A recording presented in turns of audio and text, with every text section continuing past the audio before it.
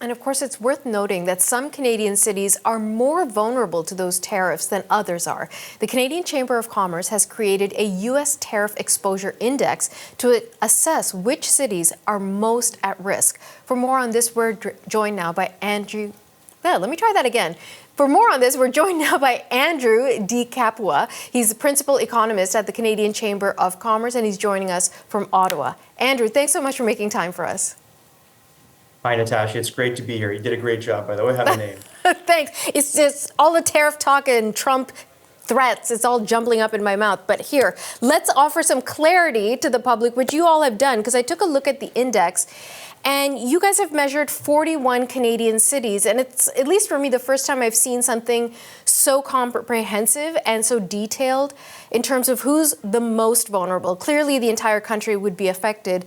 But let's talk about that. How do you go about measuring which cities are more vulnerable than others?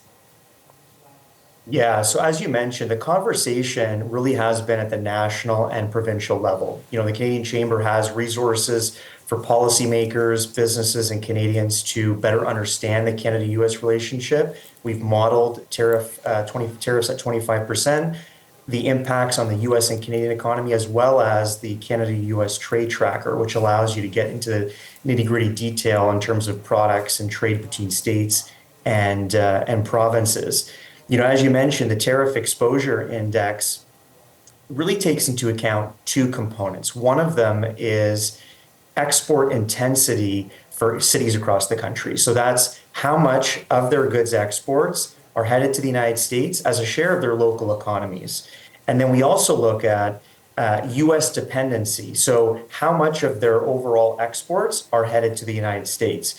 We subtract that from the Canadian average to really get a relative sense as to which Canadian cities could potentially feel the impacts closer to home.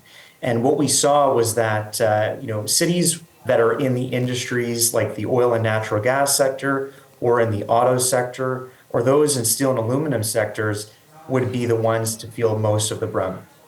Well, with those measurements in mind, export intensity and U.S. dependency, I was surprised that St. John, New Brunswick was right at the top of the list as the most vulnerable. And this might be a story I've just missed, but break that down for us. Why is it the most exposed? Yeah, so St. John, New Brunswick is highly exposed because they are they're part of an integrated oil market, which is that they have a massive oil refinery in their community. So the oil that comes from the United States comes up, it's refined in St. John and sent back down to the United States. So part of a highly integrated North American oil market. And so over 90% of their exports go to the United States. So highly dependent. Okay, let's talk about Southern Ontario, because that really is a big factor, and actually where I thought most of the hits were going to be, or at least the highest hits. So let's talk about Hamilton, Guelph, Brantford. They're known for manufacturing, agricultural industries, steel and aluminum, which has been a huge topic in this country. Also, even further afield in Ontario, the auto industry, which we're now hearing could be hit with tariffs coming in April. So let's talk about this part of the Canada where there's such a density of population and such a density of our manufacturing.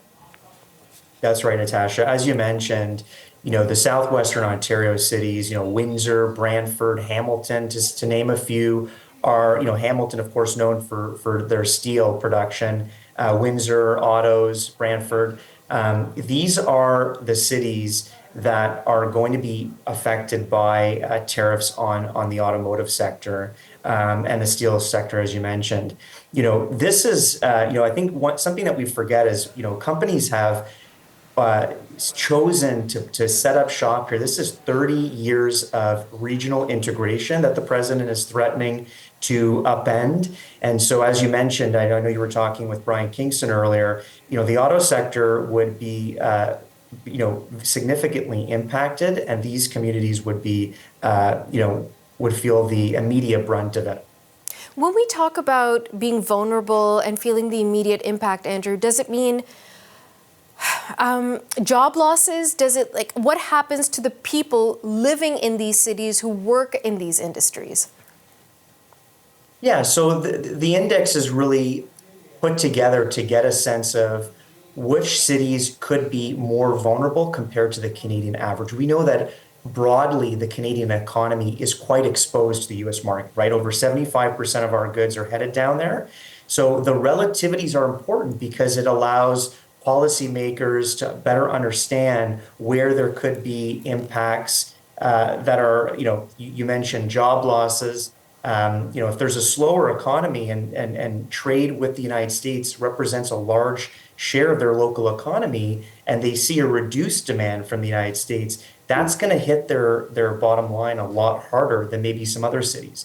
But I think it's important to note rather that no city is unscathed here. This is just a relative measure to get a sense of where things may be a little bit of a harder hit.